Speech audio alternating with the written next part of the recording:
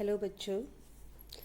आप में से कई लोगों के मुझे कमेंट आए कि मैम पहले चैप्टर के क्वेश्चन बनाइए, बताइए, या सेकंड चैप्टर के भी वीडियो बनाइए। मैं आपको कुछ थोड़ा सा वीडियो शुरू करने से पहले बताना चाहूँगी कि मैं एक गवर्नमेंट टीचर हूँ। उस समय लॉकडाउन का टाइम चल रहा था तो मुझे काफ़ी टाइम था, तब मैंने वो 2-4 वीडियो बनाए थे। लेकिन फिर बाद में बीच बीच में स्कूल जाना पड़ रहा था, बोर्ड की कॉपियाँ चेक करनी की ड्यूटी लगी थी, फिर बीच बीच में ट्रेनिंग आ जा रही थी, तो इस कारण मैं बहुत बिजी थी कि मैं वीडियो नहीं बना पाई। और सच बताऊँ तो मैंने वीडियो बनाने का मन भी छोड़ दिया था क्योंकि मैं बहुत ज़्यादा बिजी हो गई थी। लेकिन जब आप लोगों के अचानक से कमेंट पड़े तब मुझे लगा कि शायद किसी को अच्छा लग रहा है वीडियो तो बनाना चाहिए। ठीक है, तो चलिए अब हम शुरू करते हैं। जैसे मैंने पहले चैप्टर के 4 वीडियो बना दिए थे और 4 में कवर कर दिया था चैप्टर पहला। तो सेकंड चैप्टर शुरू करने से पहले मैं जो बोर्ड में मेन जो क्वेश्चन आते हैं वो मैं आपको बताना चाहूँगी कि पहले चैप्टर से बोर्ड में बार बार कौन से क्वेश्चंस रिपीट होते हैं। तो सबसे पहले तो जो बोर्ड का पेपर आता है वो उसमें अति लघु 1 नंबर के क्वेश्चन होते हैं जिनका क्वेश्चन हमें 10 शब्दों में देना होता है, यानी कि लगभग 1 लाइन में। उसके बाद आते हैं लघु उत्तरीय क्वेश्चन, ठीक, और उसके बाद आते हैं विस्तृतीय क्वेश्चन, फिर लास्ट में एक क्वेश्चन मिलान करने वाला आता है। ठीक है, तो शुरुआत करते हैं हम इसमें अति लघु क्वेश्चन से। अति लघु क्वेश्चन का जो मतलब होता है कि वो होता है कि हमको एक सटीक आंसर देना होता है। जो क्वेश्चन पूछे गए हैं हमें उसका एक सटीक आंसर देना होता है कि इधर उधर घुमा उमा के नहीं, मतलब जो क्वेश्चन पूछा गया है वही आंसर देना है। जैसे कि मान लीजिए किसी जैसे विकास के 2 मुख्य तत्व पूछे हैं, तो ये नहीं कि हम विकास का पहले उसके अर्थ लिख रहे हैं, फिर डेफिनेशन लिख रहे हैं, फिर उसके तत्वों के बारे में लिख रहे हैं। नहीं, हमें इसका आंसर जो है सिर्फ 1 लाइन में देना होता है। उसमें तत्व पूछे हैं तो हमें तत्व ही लिखने होते हैं। जैसे पहला इसमें बोर्ड में आने वाले महत्वपूर्ण प्रश्न है। इसमें पहला क्वेश्चन है, इसमें विकास की एक सरल एवं स्पष्ट परिभाषा लिखिए।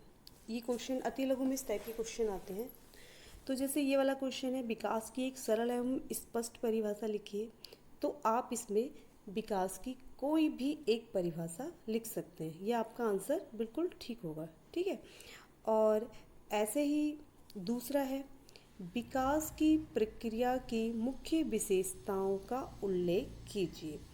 तो आप जैसे ये अति लघु क्वेश्चन है, अति लघु क्वेश्चन 1 नंबर का आता है, तो आप इसमें से विकास की प्रक्रिया की मुख्य विशेषताओं का उल्लेख कीजिए। तो आप इसमें जो भी आपको लर्न हो, याद हो, तो आप कोई भी 2 विशेषताएं इसमें लिख सकते हैं। ठीक, अब ऐसे ही नेक्स्ट क्वेश्चन आता है कि एक ऐसा कथन लिखिए जो विकास एवं वृद्धि के अंतर को स्पष्ट करता हो।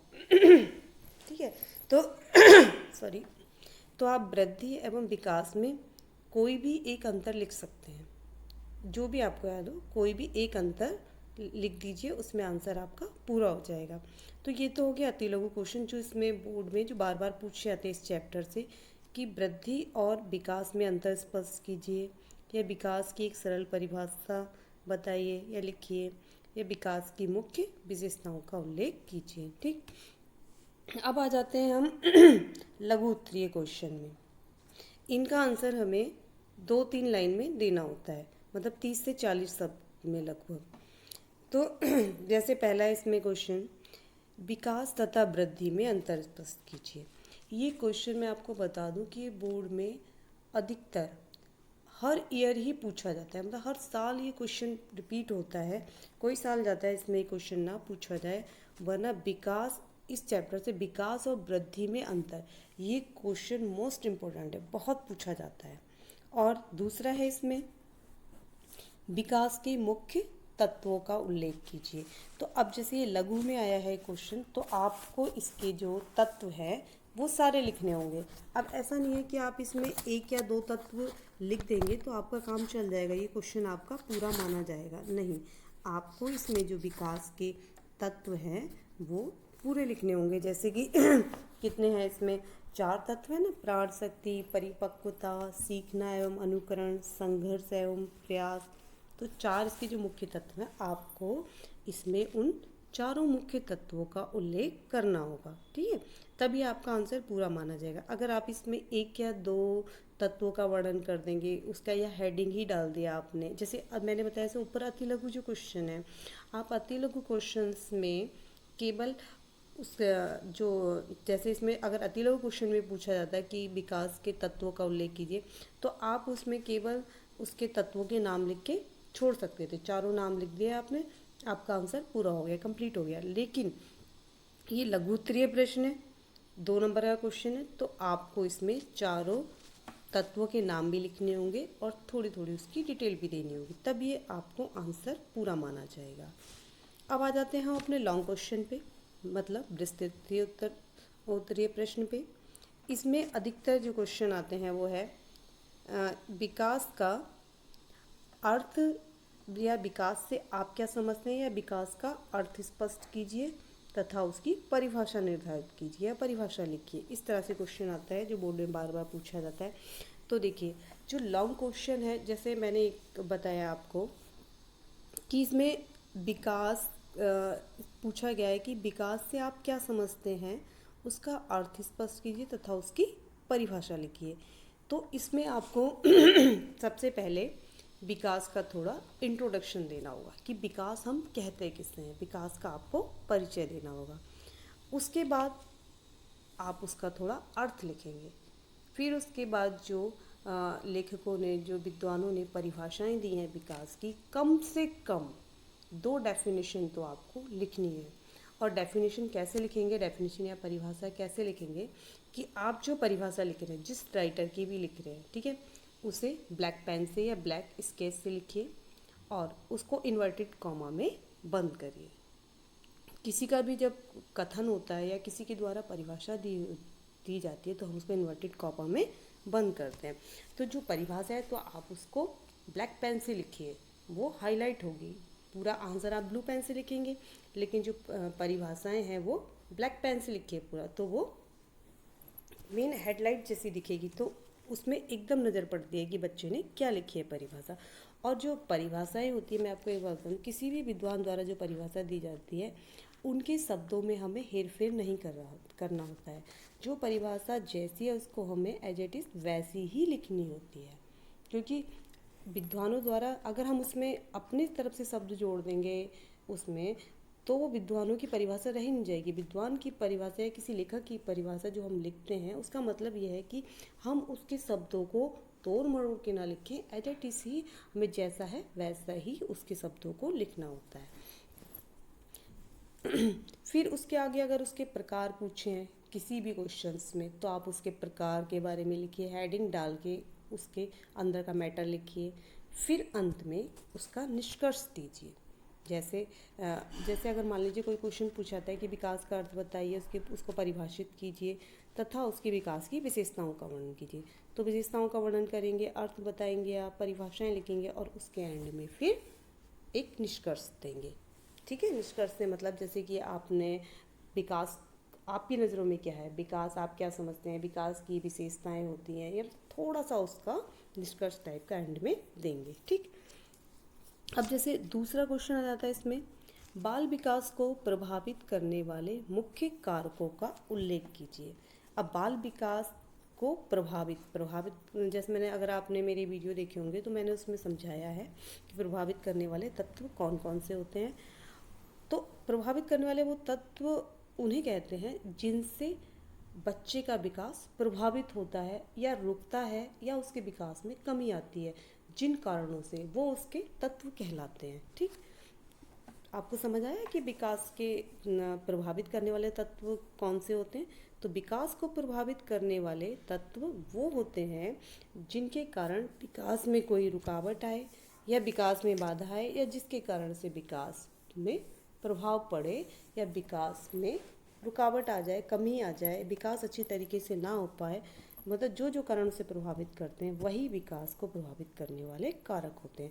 जैसे आप मेरा वीडियो देख लीजिएगा, आप जिसने नहीं देखा है पहले का, उसमें मैंने समझा रखा है। जैसे अंतःस्रावी ग्रंथियाँ होती हैं, बुद्धि या मानसिक योग्यता, यौन भिन्नता, पोषण, वातावरण, अस्वस्थता एवं चोट या प्रजातीय गुण एवं संस्कृति, ये तत्व हैं, यह कारक हैं जो विकास को प्रभावित करते हैं।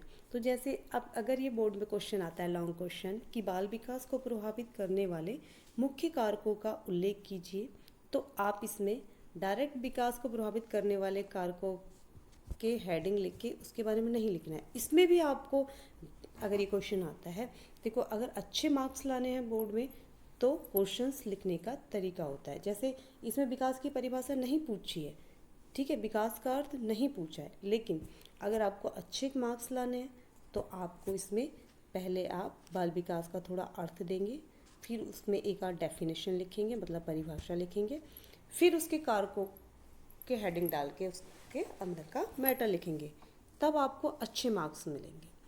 ठीक है बेटा, जैसे मान लो क्वेश्चन में तो सिर्फ यही पूछा है, बाल विकास को प्रभावित करने वाले मुख्य कारकों का उल्लेख कीजिए, तो आप इसमें फटाफट कारकों के हेडिंग डाला और आपने अंदर से मैटर लिख दिया। ठीक है, क्वेश्चन वो भी सही है अपने आप में, आंसर बिल्कुल ठीक है, उसमें यही पूछा गया है, यही लिखेंगे।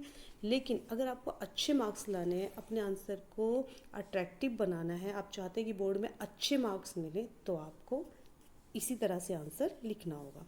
क्योंकि हम लोग भी जब कॉपी चेक करते हैं बोर्ड की, तो जो बच्चा क्वेश्चन का आंसर तो सभी बच्चे लिखते हैं, लेकिन किसी बच्चे के कम मार्क्स, किसी के ज़्यादा, वो किस पे डिपेंड करते हैं? वो आंसर बच्चे के लिखने पे डिपेंड करते हैं। हमारे सामने कोई साफ़ सुथरी सी कॉपी आती है, ठीक है, और उसमें क्वेश्चन बिल्कुल लाइन वाइज किए होते हैं, तो हमें कॉपी चेक करना बहुत अच्छा लगता है। हम उसको अपनी तरफ से मार्क्स उसको एक्स्ट्रा भी देते हैं, क्योंकि बच्चे ने अच्छा काम किया होता है। वहीं अगर बच्चा बिल्कुल क्या, अब मैं, हाँ, अब बात आई है तो मैं आपको एक बात बताना चाहूँगी कि बोर्ड में जो क्वेश्चन लिखने का तरीका है, पहले तो बेटा आप बिल्कुल सीक्वेंस से क्वेश्चन करिए, मतलब लाइन से क्वेश्चन करिए। जैसे पहले नंबर में पहला, दूसरा, तीसरा, इस तरह से, और हर क्वेश्चन करने के बाद कम से कम 2 लाइन का गैप छोड़िए आप। ठीक है, आप जब 2 लाइन का गैप छोड़ते हैं उसमें, तो दिखता है अलग से कि दूसरा क्वेश्चन स्टार्ट हो गया। हम लोग कॉपी चेक करते हैं तो देखते हैं कुछ बच्चे क्या करते हैं कि जैसे ही पहला क्वेश्चन खत्म हुआ, उसी के बिल्कुल नीचे से दूसरा क्वेश्चन शुरू कर देते हैं, तो समझ ही नहीं आता कि वो पहले क्वेश्चन का आंसर है या दूसरे क्वेश्चन का आंसर है। और कई बच्चे क्या करते हैं कि क्वेश्चन का आंसर तो सही लिखते हैं, लेकिन क्वेश्चन नंबर गलत डाल देते हैं। फिर हम देखते हैं इसमें, यार इसका तो आंसर ही ये नहीं है, लेकिन हम तो बच्चे को मार्क्स देते हैं, क्योंकि बच्चा से तो ये हड़बड़ी में होता है, बच्चा ही है। लेकिन आप लोग ऐसी गलतियां ना करें, क्योंकि कभी कभी टीचर के मूड पे डिपेंड करता है कि उसका मूड कैसा है ना। कभी टीचर काट भी सकता है उसको, क्योंकि उसे तो काटने का राइट है ना, क्योंकि भाई आपने क्वेश्चन नंबर डाला है कुछ और आंसर किसी और का लिख रहे हैं, तो एक तरह से तो बिल्कुल गलत है ना। ठीक है, और क्वेश्चन जो है साफ सुथरा करिए, आराम से करिए उसे, कोई जल्दबाजी नहीं। ठीक है, क्वेश्चन पहले पढ़ लीजिए, समझ लीजिए, फिर उस क्वेश्चन का आंसर लिखिए, और क्वेश्चन का आंसर आप सफाई से लिखिए, और हर क्वेश्चन करने के बाद बीच में 2 लाइन का गैप छोड़िए, फिर नेक्स्ट क्वेश्चन करिए। और आपको क्वेश्चन के आंसर में कोई विशेष बात लग रही है तो आप उसको ब्लैक पेन से अंडरलाइन करिए, या ब्लैक पेन से लिखिए उसको, जो भी बात लिखी है आपने, जिसको आप हाईलाइट करना चाहते हैं उसको आप क्या करें, नीचे से अंडरलाइन करिए। ठीक है, तो ये क्वेश्चन लिखने का तरीका होता है। अब नेक्स्ट क्वेश्चन आता है लॉन्ग में, विकास का अर्थ स्पष्ट कीजिए, विकास के परिणाम स्वरूप होने वाले परिवर्तन को भी स्पष्ट कीजिए। ठीक है, अब इसमें आप विकास का अर्थ लिखेंगे, फिर विकास के परिणाम स्वरूप क्या परिवर्तन होते हैं। तो क्या परिवर्तन होते हैं, ऐसे विकास जब होता है बच्चे में तो क्या चेंजेज आते हैं, आकार में परिवर्तन होता है, उसके अनुपात में परिवर्तन होता है, पुराने लक्षणों की समाप्ति होती है। इसे मैं भी ज़्यादा डिटेल में नहीं समझाऊंगी, क्योंकि बेटा मैंने ये पहले अपने वीडियो में ये सब समझा चुकी हूँ आपको। ठीक है, तो आप इसके जो परिणाम स्वरूप होने वाले परिवर्तन के हेडिंग लिखेंगे, फिर उसके अंदर का मैटर लिखेंगे। ठीक, और हाँ, अगर आपको जैसे कि अगर चित्र बनाना आता है, जैसे कोई क्वेश्चन ऐसा आ रहा है जिसमें आप चाहते हैं कि चित्र बना सकते हैं बच्चे का, जैसे विकास से संबंधित आ गया, तो आप जैसे कि आपकी बुक में भी दे रखा है, जैसे पहले भ्रूण होता है, फिर उसके बाद थोड़ा बड़ा, फिर उससे थोड़ा बड़ा, फिर उससे थोड़ा। अगर आपकी आर्ट अच्छी है, आप फटाफट बना सकते हैं। तो ऐसे अगर आप कोई भी क्वेश्चन इस टाइप का आ रहा है, अगर चित्र बना सकते हैं तो उससे संबंधित चित्र जरूर बनाइए, क्योंकि इससे भी अच्छा एक्सप्रेशन पड़ता है और मार्क्स इस चीज़ से भी अच्छे मिलते हैं। भले ही आपने मैटर कम लिखा हो, लेकिन आपने किसी चीज़ का उसका चित्र बनाया है तो उससे मार्क्स अच्छे मिलते हैं। ठीक, अब आता है नेक्स्ट कि विकास के नियमों अथवा सिद्धांतों का विस्तृत विवरण प्रस्तुत कीजिए। तो इसमें आप क्या लिखेंगे? विकास के नियम, कि विकास के कौन कौन से नियम होते हैं या सिद्धांत। देखिए, सिद्धांत या नियम बात एक ही है, या आप उसे सिद्धांत कह लें या उसे नियम कह लें, ये दोनों चीज़ एक ही है कि विकास के क्या नियम होते हैं। तो शॉर्ट में समझा दिया विकास के नियम। विकास निश्चित प्रतिमान का अनुसरण करता है, सामान्य से विशेष की ओर। विकास निरंतर चलने वाली प्रक्रिया है। विकास में व्यक्तिगत भिन्नता होती है और विकास में भविष्यवाणी संभव है। ठीक है, मैं इसको ज़्यादा डिटेल में नहीं जा रही हूँ, क्योंकि मैं ये आपको इस टाइम सिर्फ क्वेश्चन समझा रही हूँ। बाकी आप इससे मेरे वीडियो देख लीजिएगा, उसमें आपको चैप्टर समझ आ जाएगा। ठीक है, और अगला जो लास्ट क्वेश्चन जो आता है हमारा, वो आता है मिलान करने वाला क्वेश्चन। मिलान करने वाले क्वेश्चन में दो खंड दिए रहते हैं, क इधर ख। उसमें क वाले में क्या होता है कि जो क वाला होता है उसमें 4-5 ऑप्शन दिए रहते हैं, और इधर ख वाले में भी 4-5 ऑप्शन दिए रहते हैं, लेकिन उनका सीक्वेंस गलत होता है।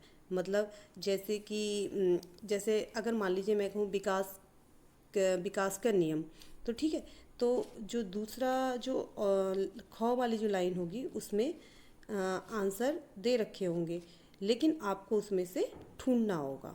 ठीक है, तो अभी ज़रा वीडियो लंबा हो जाएगा, तो मैं जो मिलान करने वाला क्वेश्चन है आपको इसका एक फ़ोटो डाल दूंगी कि मिलान करने वाले क्वेश्चन कैसे आते हैं, या मैं एक बोर्ड का पेपर आपको इसमें मैं बोर्ड का पेपर इसमें डाल दूंगी कि आपको भी सुविधा हो जाएगी कि बोर्ड में पेपर कैसा आता है।